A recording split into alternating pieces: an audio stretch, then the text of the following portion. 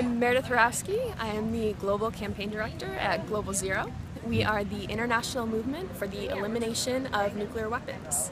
We're here today, it's the 70th anniversary of the bombing of Nagasaki, and we here in Washington, D.C. and dozens of other cities around the world are taking to the streets to bike around the bomb, to challenge our world leaders to step up to their commitments to seek the peace and security of a world without nuclear weapons, and to challenge the public to see what a nuclear catastrophe would look like in our communities. We currently have 15,000 nuclear weapons globally, and the only way to prevent the horrors of Hiroshima and Nagasaki from happening again are to eliminate all nuclear weapons everywhere. But that's not going to happen unless people like us stand up to demand it and stand up to call on our world leaders to act. And just behind us in this direction there is a protest site. It's the longest running anti-nuclear protest site in the country. It's been going on for 33 years. So this has been a long fight. And do you expect that today's events are going to bring more awareness to this? Absolutely. You're right that it is a long fight, and we have a long fight ahead of us, but I think we are at a pivotal moment in this fight as well. There is renewed attention and action being drawn to this issue, as evidenced by the fact that we have thousands of people coming together around the globe to take action to eliminate nuclear weapons.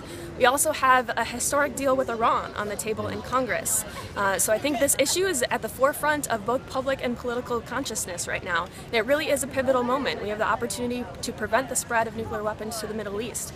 But it's up to us and our policymakers to seize that opportunity. And I think, as evidenced behind me, there's people who care about this issue passionately and are willing to take to the streets to make sure it happens. How many?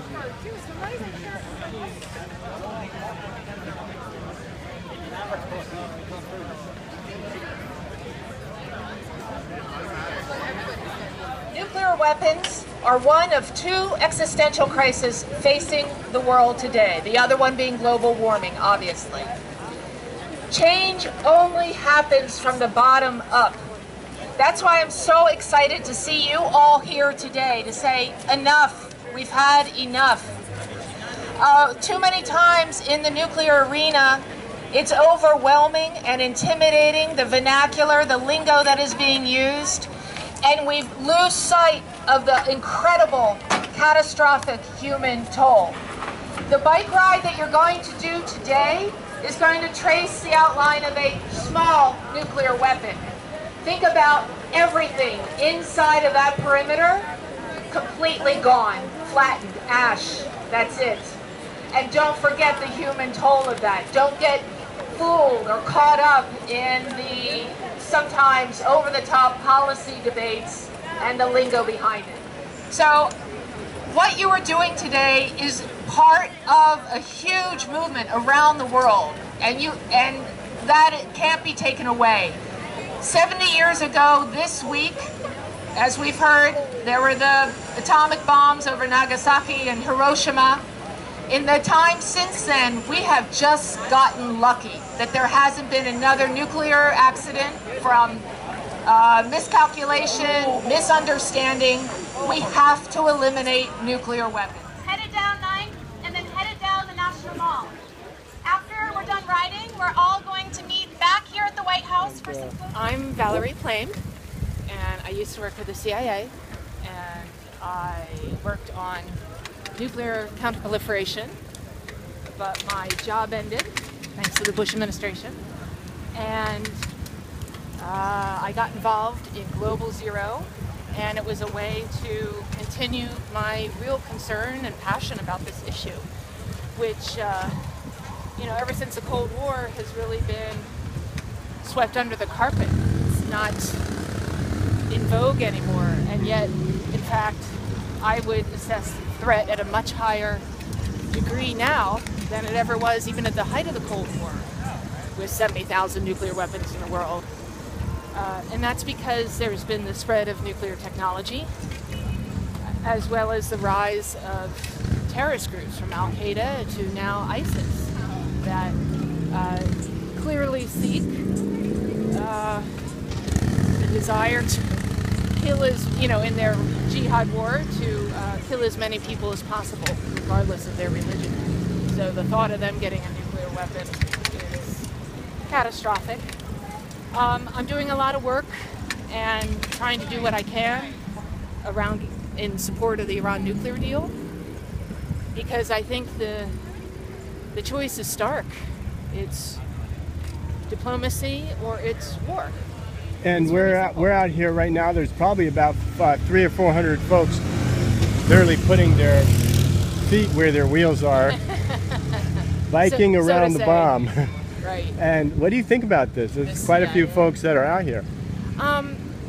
What I love about Global Zero is they do sort of a lot of guerrilla stuff to bring attention to this issue, and they're involving the very important millennial group. These are, for the most part, adults that don't remember certainly the duck and cover days of how to protect yourself from a nuclear weapon. Absolutely. And they don't remember the million-strong protest walks in Central Park, 1982.